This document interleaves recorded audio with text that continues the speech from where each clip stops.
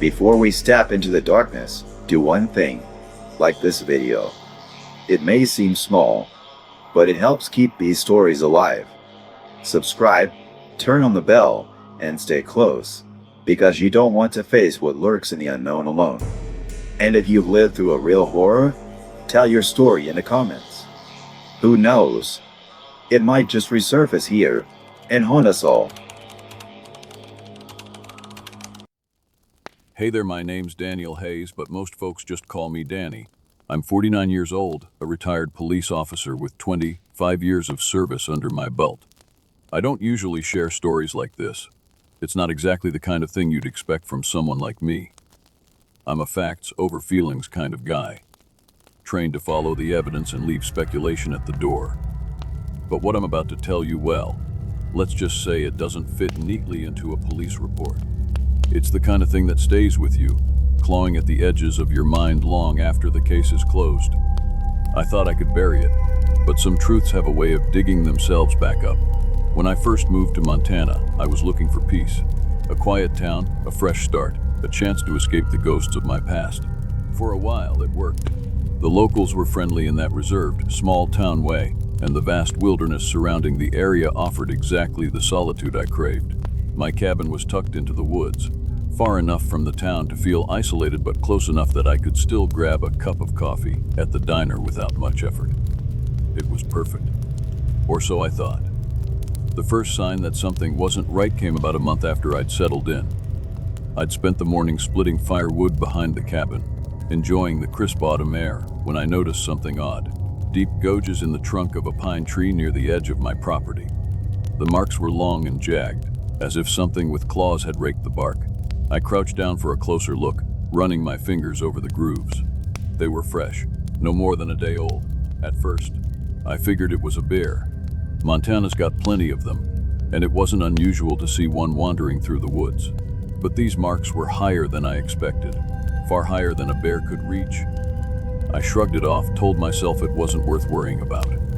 I didn't know then how wrong I was. A few days later, I started hearing the sounds. At night, when the world should have been silent, I'd hear this low, guttural noise, like a cross between a growl and a moan. It came from the woods, somewhere beyond the tree line, and always stopped the moment I stepped outside to investigate. The first time it happened, I stood on my porch for nearly an hour, flashlight in hand, scanning the darkness for any sign of movement. But there was nothing, just the wind rustling the leaves and the occasional snap of a twig. The locals were no help.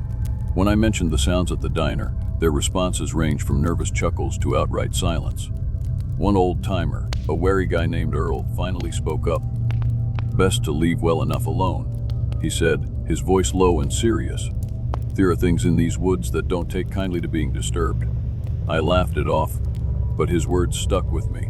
Earl wasn't the kind of man to spook easily. If he was worried, maybe I should have been too. The breaking point came when they found the hunter. His name was Mike Wilkes, a middle-aged guy who lived a few miles up the road. He'd gone out early one morning and didn't come back. A search party found him 2 days later, or what was left of him. His body was discovered deep in the forest, torn to pieces in a way that didn't make sense. I won't go into the gory details, but it wasn't the work of any animal I'd ever seen. The sheriff's department was quick to chalk it up to a bear attack. Officially, that's what went on the report. But unofficially, everyone knew something else was going on. You could see it in their eyes, the way they avoided looking at each other during the funeral, the way they avoided looking at the woods altogether. That night, I heard the growl again, louder this time, closer. I sat on the edge of my bed, revolver in hand, staring at the window. The moonlight cast long, twisting shadows across the room, and for a moment, I could have sworn one of them moved. I didn't sleep. The next morning, I found more claw marks, this time on the side of my cabin. Whatever this thing was, it wasn't just passing through. It was watching me, waiting. I don't know what I'm dealing with yet, but one thing's for sure, this isn't over. Not by a long shot. The wind carried a chill that night, one that whispered through the pines like the murmurs of a restless crowd. I wasn't sure if it was paranoia or something more tangible, but the forest felt alive in a way that made my skin crawl. Every shadow seemed to stretch and twist with purpose, and every rustle of leaves set my heart racing. The stories the locals had shared began to feel less like folklore and more like warnings I had been foolish to ignore. I started my search in the dense woods bordering my property. Armed with a flashlight and my old service revolver, I followed a faint trail of broken branches and clawed tree trunks, each more unnerving than the last. The markings weren't random, they were deliberate, like signposts left by something that understood its domain far better than I did. The first real sign came about a mile in a carcass. A deer, or at least what was left of one. Its body had been torn apart with such force that bones jutted out like jagged teeth. The wounds weren't clean. They were vicious, as if the creature hadn't just been hunting but had enjoyed the kill. I knelt down, my breath clouding in the cold air, and examined the scene. No bullet wounds, no signs of traps. Whatever had done this had used claws that left gashes deep enough to split bone. A snapping branch broke the silence behind me. I spun around, flashlight slicing through the darkness, and for a moment, I thought I saw movement. A blur of something too large and too fast to be a person. The beam of light caught nothing but trees and shadows. My heart pounded as I slowly backed away, my grip tightening on the revolver. I wasn't alone out there. I pressed on, deeper into the forest, guided by instinct and the unsettling feeling that something was watching me. That's when I found it, the bunker. It was buried into the side of a hill, almost entirely camouflaged by moss and overgrown vines. The entrance was rusted, the steel door hanging ajar, revealing darkness within. My gut told me to turn around, but curiosity pulled me forward. If the locals had been right, if this place held the answers to what was happening, I needed to see for myself. The air inside was thick, stale with the scent of decay. My flashlight revealed graffiti scrawled on the walls, remnants of what I assumed were thrill seekers who had stumbled upon the place years ago. But deeper in, the graffiti faded, replaced by something else. Papers littered the floor, shredded, water damaged and yellowed with age. I knelt and sifted through them, finding fragments of diagrams and technical jargon. One word caught my eye, repeated across multiple documents. Subject 13. A metallic screech echoed from somewhere deeper in the bunker, making me freeze. It wasn't the kind of sound nature could make. It was deliberate, mechanical, and it was close. I pressed forward cautiously, my flashlight trembling in my grip. The corridor narrowed, leading to what looked like a control room. The equipment was ancient, rusted beyond repair, but it was clear this wasn't some ordinary facility. A torn notebook lay open on a desk, its pages filled with handwritten notes. I scanned the entries, each more disturbing than the last. Subject 13 shows increased aggression during testing. Hybrid DNA has introduced unforeseen complications. Termination protocols ineffective. My blood ran cold. This wasn't just a research facility, it was a laboratory, and they hadn't been studying animals. They'd been creating something that had escaped. A low growl rumbled from the corridor behind me, vibrating through the metal walls and sending a jolt of fear straight to my core. I turned slowly, my flashlight illuminating the empty hall. Except it wasn't empty. Two glowing eyes stared back at me from the darkness, unblinking, like burning coals. My breath hitched and my muscles locked. The eyes moved closer, revealing the silhouette of something monstrous. It was taller than any man, its hunched frame lined with muscle, and its claws scraped against the floor with each step. I raised my revolver, hands shaking, and shouted, "Stay back." The creature stopped, tilting its head as if it understood me. The moment stretched, silent except for the thundering of my heart. Then, without warning, it let out a screech, sound so piercing and primal that it sent shockwaves through my chest. I fired a shot, the crack of the gun deafening in the confined space. When the smoke cleared, the creature was gone. I stumbled out of the bunker, my legs barely carrying me as I ran back to the safety of the open forest. The eyes, the growl, that screech, it haunted me with every step. Whatever was out there wasn't just an animal. It was something far worse, something that shouldn't exist. By the time I reached my house, dawn was breaking, casting a pale light over the trees. I locked the doors, drew the blinds, and poured myself a drink to steady my nerves. But no amount of whiskey could erase the image of those glowing eyes or the realization that the government knew exactly what was lurking in those woods. And they weren't doing a damn thing to stop it. The forest seemed alive that night, its whispers weaving through the brittle branches like conspiracies in the dark.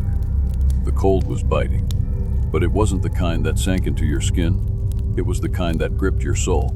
I could feel it. The thing I'd been chasing, or maybe it was chasing me, was out there, just beyond the reach of my flashlight's weak beam. I held the folder tightly against my chest, the shredded remnants of classified documents I'd salvaged from the bunker. The ink on the pages was smeared, but the words I could make out were enough to turn my stomach. Human-animal hybridization program. Phase Tuker subject anomalies. Containment breach. I didn't need the government suits to spell it out for me. The creature wasn't just a freak accident of nature. It was made. Made by human hands. Hands that had no business playing God. My breath fogged the air as I pushed deeper into the woods, each step cracking the frozen leaves beneath my boots. The faint glow of moonlight filtered through the skeletal branches, painting the ground in a patchwork of silver and shadow. I kept my revolver drawn, not for comfort. It was a paperweight against whatever was out here, but for the illusion of control. Then I heard it. That low, guttural growl, like the warning rumble of a storm. It came from my left, deep in the brush. I froze. My fingers twitched around the grip of my gun. The growl turned into a series of clicking noises, sharp and unnatural, as if whatever was out there was testing me, gogging my reaction. "Come on," I muttered, more to myself than to it. "If you're gonna do this, let's do it." The woods answered with silence that was worse. I pressed forward, my pulse thundering in my ears. The documents felt heavier with every step, like they were dragging me down into the earth itself. The air changed, thicker now, harder to breathe. And then I saw it. The cryptid stood 20 yards away, its massive form blending into the darkness except for its eyes, those eyes burning red, alive with something I couldn't name. Hunger, rage, fear, maybe all of it at once. Its body was a nightmare of sinew and scars, the patchwork of failed experiments stitched together with cruelty and desperation. Its claws gleamed in the moonlight, sharp enough to carve through bone. We stared at each other, predator and prey, but I wasn't sure which of us was which. "I know what you are," I said, my voice barely more than a whisper. "I know what they did to you." The cryptid tilted its head, a slow, deliberate motion, as if it understood me. The clicking sound returned, louder this time, reverberating in my chest. It took a step forward, and I raised my gun, my hands trembling. "Don't," I warned, though I knew it wouldn't listen. "I don't want to hurt you." Another step. My finger hovered over the trigger, and then it stopped. Its eyes flicked to the folder clutched in my hand, and for the first time, I saw something beyond the monster. It wasn't just a creature.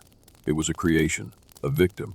Before I could process what was happening, the woods erupted with light and noise. Helicopters roared overhead, their searchlights slicing through the darkness like blades. The cryptid let out a deafening screech, the sound raw and full of pain. Black-suited agents emerged from the shadows, weapons drawn, barking orders I couldn't hear over the chaos. "Jet on the ground." One of them shouted, his rifle trained on me. But I didn't move. I couldn't. My eyes were locked on the cryptid as it turned to face the agents. It lunged, faster than I thought possible, its claws tearing through the first man like paper. The others opened fire, bullets ripping through the air. I ducked behind a tree, clutching the folder as if it could shield me from the carnage. The creature fought like a cornered animal, but it wasn't enough. They had numbers, firepower, and something it couldn't fight: control. One of the agents fired a dart into its neck, and it let out a final, anguished roar before collapsing to the ground. I stared at the lifeless form, my chest tight with something I couldn't name. "Grief, both. Burn it," one of the agents barked.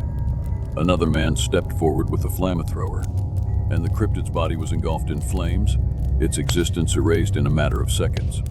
I knew I was next. The folder in my hands was proof they couldn't allow to exist. But as the agents turned toward me, the ground beneath us trembled. A fissure split the earth where the bunker had stood, swallowing the remaining documents and equipment. The woods seemed to roar in protest, the trees bending under an unseen force. And then silence. When I opened my eyes, the agents were gone. No bodies, no footprints. Just the woods, eerily still. I stumbled back to my cabin, the folder gone, my hands empty. The cryptid was gone too, but its memory lingered like a shadow. Now, when the wind howls through the trees, I swear I hear it, that clicking sound. A reminder that some truths aren't meant to be uncovered, and some monsters aren't born. They're made.